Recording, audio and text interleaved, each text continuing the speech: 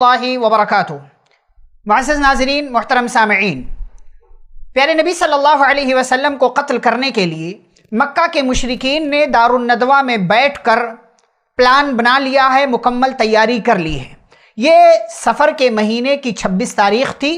اور نبوت کا 14واں سال تھا، جمعرات کا دن تھا۔ جمعرات کے دن کے شروع حصے میں ان لوگوں نے یہ پلان بنایا، اور جب ان کی یہ میٹنگ مکمل ہو گئی، یہ اجتماع مکمل ہو گیا، تو جبریل امین علیہ السلام اللہ کے حکم سے نبی پاک صلی اللہ علیہ وسلم کے پاس آئے اور پیارے نبی صلی اللہ علیہ وسلم کو اس بات کی خبر دی کہ مکہ کے لوگوں نے آپ کو قتل کرنے کا پلان بنا لیا ہے، تجویز منظور ہو چکی ہے، سب کچھ ان لوگوں نے اپنے اعتبار سے کام مکمل کر لیا ہے، لہٰذا اللہ نے اب آپ کو اس بات کی اجازت دی ہے کہ اب آپ بھی مکہ سے مدینہ کی جانب ہجرت کر جائیں، اپنا گھر چھوڑ دیں، اور اللہ نے وقت کی تعین بھی کر دی ہے، وقت بھی فکس کر دیا ہے کہ آج کی رات آپ اپنے بستر پر اپنے گھر میں نہیں گزاریں گے، آج کی رات آپ اپنے گھر سے نکل جائیں گے۔ جبریل امین علیہ السلام کے ذریعے پیارے رسول صلی اللہ علیہ وسلم کو اس بات کی خبر ہوئی۔ آپ صلی اللہ علیہ وسلم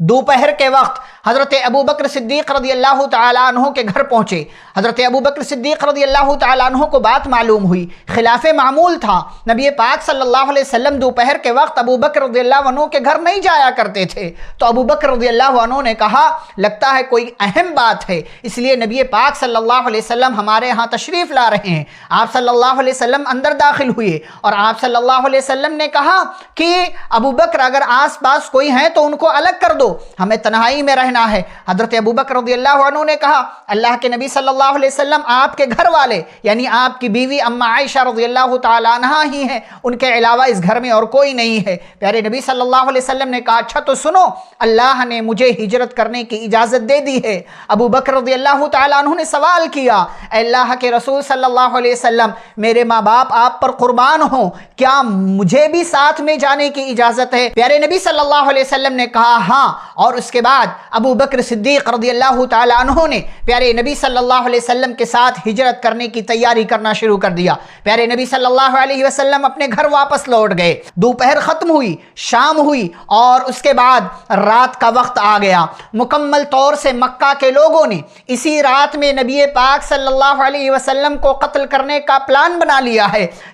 جمعرات کا دن ختم ہو چکا ہے، رات شروع ہو چکی ہے۔ جمعرات اور جمعہ کے درمیان کی یہ رات نبی پاک صلی اللہ علیہ وسلم کے قتل کی رات ثابت ہونے والی تھی، اور اسی لیے مکہ کے بڑے بڑے مجرموں نے ہر قبیلے کے ایک ایک نوجوان اور ایک ایک طاقتور انسان کو منتخب کیا گیا۔ ابو جہل، حکم بن عاص، عقبہ بن ابی معیط، زمعہ بن اسود، امیہ بن خلف، ابو لہب اور طعیمہ بن عدی اور ابی بن خلف، نبیہ بن حجاج، منبہ بن حجاج اور ان جیسے بڑے بڑے سرداران نبی پاک صلی اللہ علیہ وسلم کو قتل کرنے کے لیے آپ کے گھر کا گھیراؤ کر کے جمع ہو گئے کہ اب یہ نکلیں گے اور اب ان کا کام تمام کر دیا جائے گا۔ ان لوگوں کو مکمل یقین تھا کہ آج ہماری پکڑ سے محمد کو کوئی نہیں بچا سکتا صلی اللہ علیہ وسلم، لیکن وَإِذْ يَمْكُرُ بِكَ الَّذِينَ كَفَرُوا لِيُثْبِتُوكَ أَوْ يَقْتُلُوكَ أَوْ يُخْرِجُوكَ وَيَمْكُرُونَ وَيَمْكُرُ اللَّهُ وَاللَّهُ خَيْرُ الْمَاكِرِينَ۔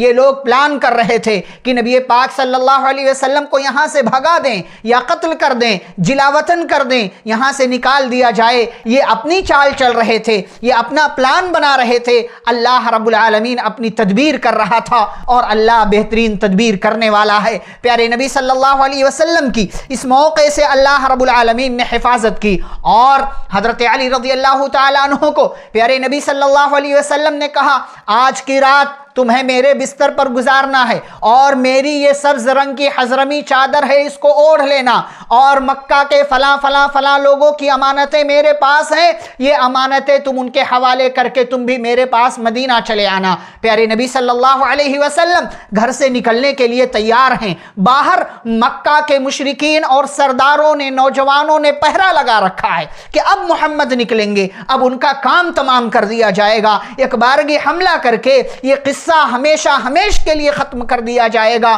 پیارے نبی صلی اللہ علیہ وسلم اللہ کے حکم سے نکلے، اللہ کی حفاظت میں نکلے، اللہ کی تدبیر کے ساتھ نکلے، اور پیارے نبی صلی اللہ علیہ وسلم نے اپنی مٹھی میں مٹی لی اور قرآن کی یہ آیت کریمہ وَجَعَلْنَا مِن بَيْنِ أَيْدِيهِمْ سَدًّا وَمِن خَلْفِهِمْ سَدًّا فَأَغْشَيْنَاهُمْ فَهُمْ لَا يُبْصِرُونَ کہ اللہ نے مشرکین کے آگے سے بھی رکاوٹ، پیچھے سے بھی رکاوٹ بنا دیا، اللہ نے ان کی نگاہوں کو اچک لیا اور وہ لوگ پیارے نبی صلی اللہ علیہ وسلم کو نہیں دیکھ سکے۔ آپ نے ان کے اوپر وہ مٹی پھینکی اور ان تمام لوگوں کے سروں پر وہ مٹی پڑی، ان کی نگاہوں کو اللہ نے اچک لیا، اور نبی پاک صلی اللہ علیہ وسلم ان کے درمیان سے نکل کر کے سیدنا ابو بکر صدیق رضی اللہ تعالیٰ عنہ کے گھر پہنچ گئے۔ ادھر مکہ کے مشرکین کی جب آنکھیں کھلی انتظار کر رہے تھے، اب نکلیں گے اب نکلیں گے، کہ ایک ایسے انسان کا جس کا اس مسئلے سے کوئی تعلق نہیں ہے ادھر سے وہ گزرتا ہے۔ اس نے کہا تم لوگ کس کا انتظار کر رہے ہو؟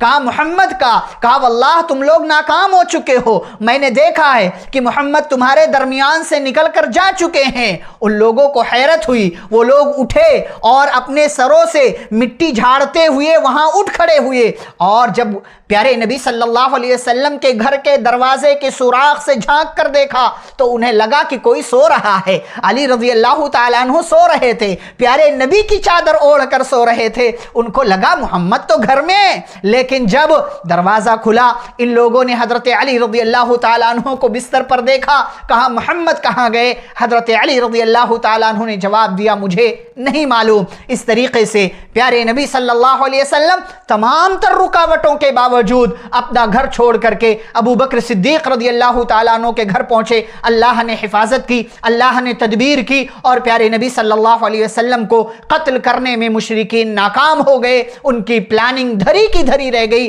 اور آگے ابو بکر رضی اللہ عنہ کے مکان سے آپ صلی اللہ علیہ وسلم کیسے آگے کے سفر پر روانہ ہوئے، انشاءاللہ اگلی ملاقات میں اس کا تذکرہ ہوگا۔ والسلام علیکم ورحمۃ اللہ وبرکاتہ۔